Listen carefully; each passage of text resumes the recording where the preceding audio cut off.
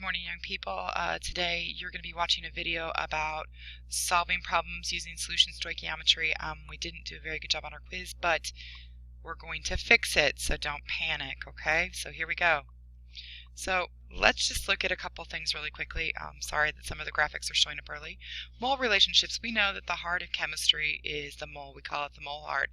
But I've talked about it as the mole heart because it's really a living, beating organism of chemistry. Once we get into the mole heart, we can use the balanced equation to go from one substance to another and then pop back out of the mole heart to something else.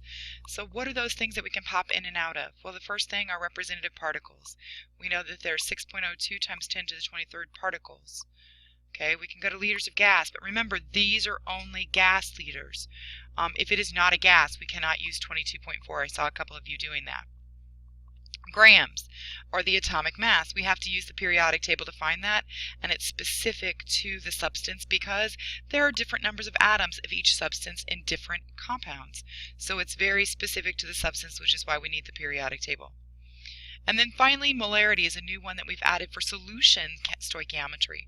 And we use a lot of solutions in the AP Chem class. So we're going to have to be able to use molarity to figure out what's going on. So molarity is really important, and these are about liters of solution.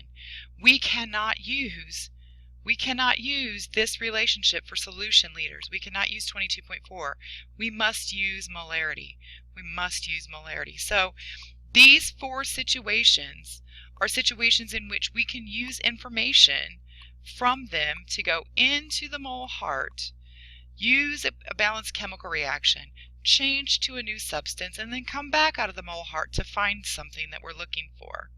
Okay, and I'm going to show you several examples in just a few minutes of how that's done. But first, let's go through the process because many of you are having trouble finding the process and finding out what you do. Okay, so let's see if we can get there. So first of all, the process is you start, what am I given? Oh my gosh, don't get scared, don't get freaked out. Start with what you're given. And you want to start with the thing that you're given that's not a relationship. Molarity is usually not something that you want to start as with you're given because it provides a relationship. It provides a way to convert from one unit to another. So look for things like liters or moles or grams. Always look for those things that are on the outside of that mole heart. That's what you're looking for. Okay? Do the mole ratio. So you always have to go back into the mole heart. Whatever you have, grams, you got to go to moles. Particles, you've got to go to moles. Liters, you've got to go to moles. Everything you've got to go back into moles and get to the mole ratio. Okay, remember the balanced equation in the mole heart. So once you've got moles, you have a balanced equation in which you can switch from one substance to another. You can use the complete molecular equation. You can use the net ionic equation for this. You can use all kinds of things. Usually you're given information about both of them, and you have to be able to go between those different kinds of equations to get what you need. It's not hard. It just takes a minute to do that. So then switch to the new substance once you're in the heart. Once you switch to the new substance, you get out of moles again. So if you need mass, you go to mass. If you need molarity, you go to molarity. But remember, if we've added two solutions together, molarity is going to be a little different because I've added liquid. So I have to have the total volume of the liquid. So that's something that's kind of important to remember here in the process. So let's look at some problems. How does it apply? Okay, molarity becomes a way to get into and out of moles. So if I'm going into moles, I'm going to know either the molarity or the liters. So that's what I'm going to be given. But I'm going to be using liters because it doesn't have a way to go anywhere else where molarity does. So molarity becomes also a way to get out of moles. So I'm given one of these. Well, guess what? If I'm in moles and I'm given molarity, I can flip that, put moles in the bottom, moles cancel out. So stoich is used to find all of this. So I can use stoichiometry to do this. So let's see an example. Now I'm going to be writing with my finger, so be patient, okay? So write a balanced net ionic equation. So first of all, we got to write some equations. So a solution of sodium chloride and lead nitrate are mixed. So let's see if we can find a pen here. Here we go. I've got my pen now. So I know that I have NaCl, and that's an aqueous solution. Oops, that's not pretty. Hang on, let's see if I can change that. Okay. So I have NaCl. and I know that's an aqueous solution, plus PbNO3, 2. Yes, I'm using my finger. Forgive me. Okay, and I know that that's going to create PbCl2 and NaNO3. Okay, there should be a 3 there. Okay, there we go. So I know that this guy is a solid because I know that the PMS are solid in the halides. So I've got lead 2, and I know that that's going to make a solid. So here I go. Now that's the complete equation, but it's not balanced. I'm going to need a 2 in front of here and a 2 here to balance it. All right, so then I can write I'm going to need 2 Cl minuses, and that's going to be an aqueous form, plus Pb2 plus in aqueous form, and that's going to give me my PbCl2 solid. Now I skipped the complete ionic. You know, you can, you can't. It doesn't really matter. If they ask for it, write it. If they don't ask for it, you can skip it. If you know what the solid is, you know what ion should make it up. But if they ask for the complete ionic equation, make sure you list it. Also, if they ask for phases and balancing, make sure you do that. You can see that I have 2 Cl1 minus charges to balance out what's going on over here. Okay? So there's your net ionic equation.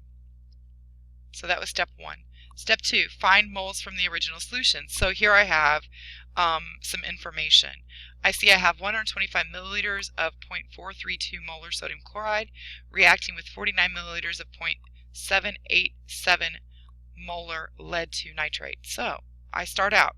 I see I have a volume. So I'm going to start out with that 0.125 liters of NaCl. Okay, I'm going to convert that to moles of NaCl. Okay, the way I do that is I have 0.432 moles over 1 liter of solution. So the liters are going to cancel out. I'm left with moles of NaCl. The 2 is not a very good number, and I end up getting 0.0540 moles of NaCl. I'm going to do the same thing for the lead nitrate. So how much do I have? I have 49 milliliters. Well, that is 0.0490 liters of PbNO3.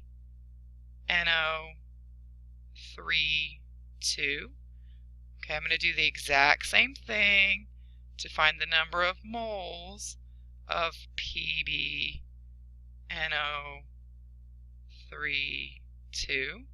So I have 0.787 moles of that over 1 liter of solution. The liters are going to cancel, and I get that I'm going to have 0.0386 moles of the lead nitrate.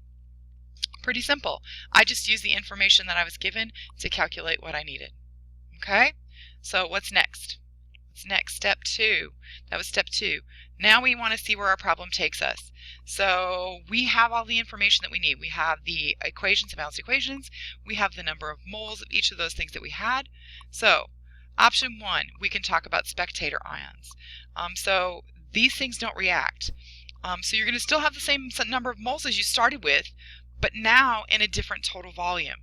So that's what we have to remember. In the spectator ions, whatever we start with, we still have. But the volume has changed. So let's look at an equation. So I want to know the concentration of the NO3 minus ion present after reaction. So I know I had 0.0386 moles of the compound. I know that there are 2 moles of the NO3 ion to 1 mole of the compound. Okay? So that means that I am going to have 0.0772 moles of the NO3. Now, you're asking me right now, many of you are going, well, how did you get the 2 moles? Well, remember, the formula for lead 2 nitrate is PbNO3 2. For every mole of this compound, there's 1 mole of lead and 2 moles of nitrate. So that's where I'm getting that. Now I have to go back. I had 125 milliliters of that one, of the NaCl, and I had 49 milliliters of the lead nitrate. Well, that is 174 milliliters. So I have 0.174 liters, and that means my new concentration of nitrate is 0.444 molar NO3. And that makes sense. It is less than the original concentration. The original concentration was 0.787. This is less because we've increased the volume by 125 milliliters, so that makes complete and total sense. Okay, so we can go there. We can find the spectator ion, remembering that it's the same number of moles, but the volume has changed. Okay. Option 2, we can find the limiting reactant. So we can use the ions, the moles of ions, and try to find out which one is going to determine what's being made. So here we go. So which of the reactants is the limiting reagent? So what we need to do is we know that we have 0.0540 moles of Cl minus. In order for all of that to react, we know that 1 mole of Pb2 plus is made for every 2 moles of Cl minus that are there. So that means we get 0.0270 moles of Pb2 plus. Okay, if I do the other one, I have 0.0386 moles of Pb2 plus, and I know I'm going to need 2 moles of chlorine to 1 mole of the Pb2 plus. Now I'm being really sloppy because I'm writing with my finger, so forgive me. I'm working on getting a stylus that I can write with well, but it's just not happening at the moment. Okay, 772 moles of Cl are needed. Okay, this is the problem. This number and this number are vastly different. As a matter of fact, this number is greater than this number. If we look the other way, if we compare these two, we can see that this number is less than this number. So we can assume that this is the limiting reactant right there. So the limiting reactant is Cl. So we have limiting is the Cl minus or the NaCl solution. Okay? So that is the answer to the question. And the way to prove it is the math here. We're comparing what we originally started with what we need on both ends and seeing which one is less than and which one is greater than the one that we begin with. We cannot make anything with things that we don't have. So we have less than the amount we need of the chlorine than this, because this number is greater. This one is less than, so we know that the Cl is the one that we need to choose. Okay, so that's option 2 that we can choose for what we need to do. Okay, second thing, once we find limiting, really cool process here, you can find the excess. So what do? You find the number of moles that you'll be needing and the number of moles that you'll be using. You subtract and you get the leftover number of moles. So what kind of question might you be asked? So, how many moles of excess Pb2 plus will be left over, and what will the concentration of that reactant be after the reaction? You're like, oh, 2 questions. Oh my gosh, what's happening? It's not hard. We know. We had 0.0386 moles of Pb. We know that we need to use 0.0270 moles of Pb. That means we're going to get 0.0116 moles of Pb2 plus in excess. Okay, that's the excess. Not too bad, right? So what do we do to find the concentration? Well, we have the excess moles. Divide the concentration by the total volume, which was 0.174 liters. We figured that out before. And when we do that, we have a concentration of 0.0667 molar Pb2 plus. Okay? So Not hard once you figure it out. Once you know the limiting, you can find the excess very easily by subtracting. Whatever's left over is the excess number of moles. If we wanted to know concentration, we just pull in the number of liters that we had. Remember, liters are additive. When you add two solutions together, liters are additive. Okay, next one. Finally, you know the limiting, and now you can find the amount of product. And this is what we've kind of been looking at all along. This is what you've done. First year, this is what you did. But we have to use the limiting reactant. So that's important to be able to find that to get the grams of product. In this case, I want to know the mass of PbCl2 that would be created. Well, that means I have to start out with the 0.054 moles of Cl. Okay, I know that to find grams of PbCl2, I'm going to have to take 2 moles. Remember my balanced equation. 2 moles of Cl make 1 mole of PbCl2.